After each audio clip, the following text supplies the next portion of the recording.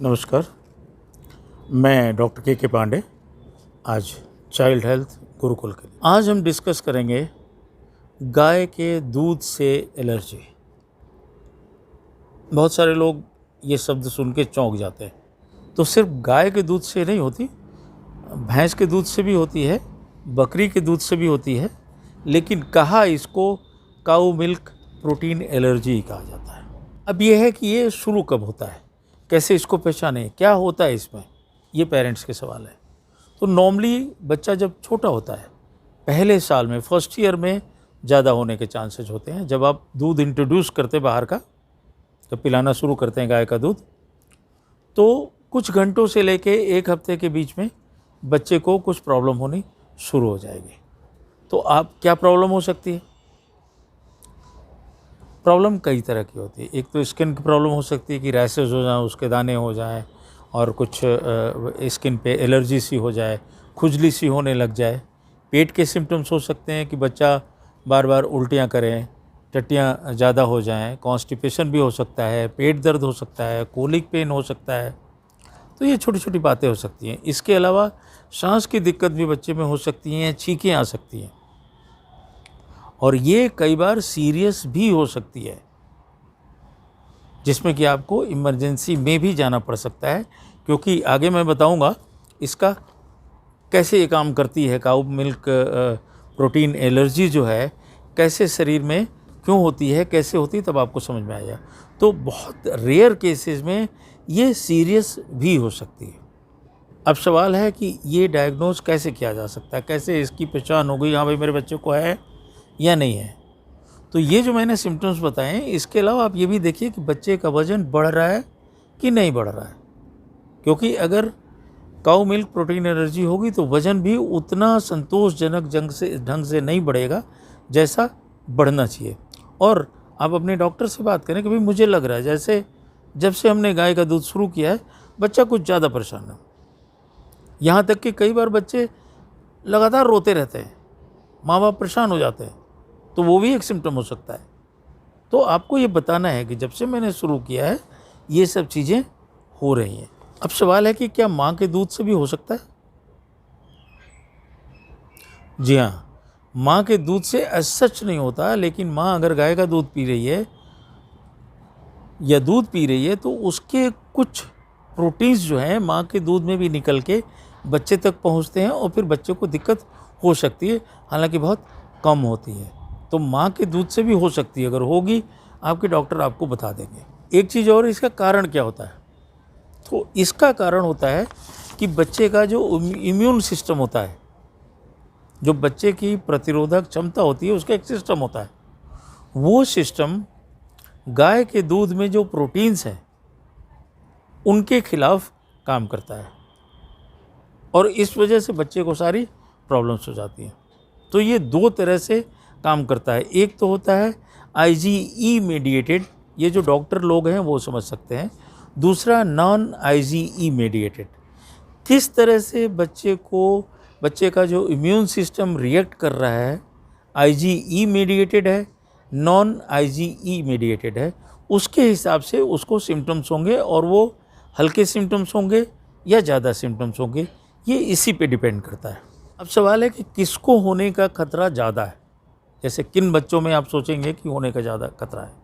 जैसे किसी के घर में अगर एलर्जी की हिस्ट्री है, किसी को स्किन एलर्जी होती है, किसी के घर में छींकें ज़्यादा आ रही हैं, अस्थमा वगैरह हो रहा है, किसी को दमा की शिकायत है, किसी को धूल वगैरह से ज़्यादा एलर्जी है, तो ये चांसेस बनते हैं कि उनके बच्चों को इस तरह की मिल्क एलर्जी हो जाए। अब इसमें क्या करना चाहिए? इसका कोई ऐसा इलाज नहीं है। पहली चीज़ तो मैं 2 लिस्ट दे रहा हूँ आपको, और पढ़ के भी सुना दे रहा हूँ कि उसके हिसाब से आपको जिन भी चीज़ों में दूध होता है उनको छोड़ना पड़ेगा, और दूध से बनी चीज़ें डायरेक्टली हैं वो छोड़ना पड़ेगा। ये मैं आपको लिस्ट पढ़ के सुना रहा हूँ। पहली चीज़ तो वो चीज़ जिसमें गाय का दूध होता है, जैसे दूध खुद हो गया, स्किम्ड मिल्क हो गया, क्रीम, मार्गेरिन, मिल्क सॉलिड्स, कर्ड, दही हो गई, वे प्रोटीन्स हो गए, लैक्टोज, कैसिनेट, कैसीन, लैक्टलब्यूमिन, चीज़ छोड़ना पड़ेगा। योगर्ट आजकल बच्चे खा रहे हैं वो छोड़ना पड़ेगा। सोर cream and custard and pudding etcetera, तो ये चीज़ें छोड़नी पड़ेंगी। इसके अलावा घी और आइसक्रीम भी।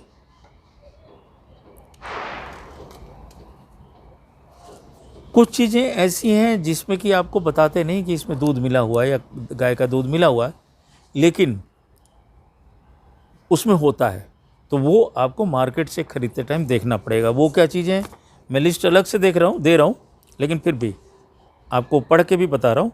वाइट सॉसेज हैं, बेक्ड गुड्स हैं like bread, cookies, cakes, chewing gum, chocolate या cream candy, coffee creamers, donuts, malted milk, margarine, mashed potatoes, meat जो होता है कैंड मीट या प्रोसेस मीट, सलाद, ड्रेसिंग वगैरह।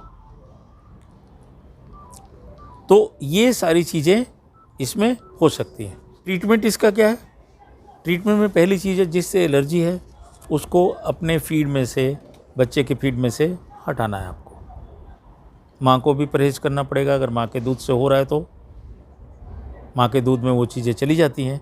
दूसरा जो लिस्ट मैंने दी है, ये चीज़ें आपको अवॉइड करनी पड़ेगी, और नॉर्मली ये 3 से 6 महीने अवॉइड करिए। 6 महीने बाद रीइंट्रोड्यूस करना होता है। फिर दूध पिला के देखिए दिक्कत तो नहीं हो रही है, वो डॉक्टर आपके करेंगे। तो एक बार अवॉइड करना है, हटा देना है डाइट से, ताकि बच्चे का सिस्टम सही हो जाए।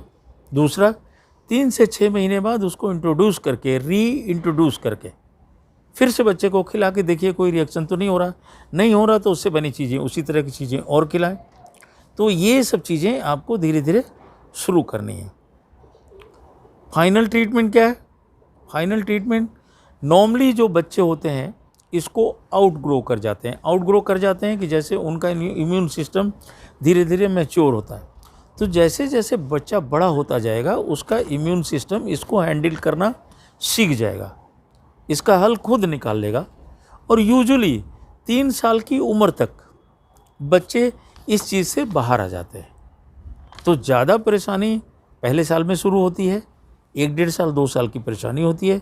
3 साल तक की उम्र तक मेजॉरिटी बच्चों में ये ठीक हो जाता है। बाकी जब भी आप दूध पिलाते हैं, कोई ऐसी प्रॉब्लम होती है, अपने डॉक्टर को कंसल्ट करें, उनको अपनी ये राय दें कि आपको लग रहा है भाई जब से हमने शुरू किया तभी से ये है। फिर वो अपने हिसाब से देख लेंगे, जांच करा के। कुछ टेस्ट वगैरह भी होते हैं, लेकिन वो डॉक्टर ही बताएंगे आपको। मैं इस वीडियो में आपको नहीं राय दे सकता इतना। अपना ध्यान रखें। अगले वीडियो के साथ फिर मिलते हैं। धन्यवाद।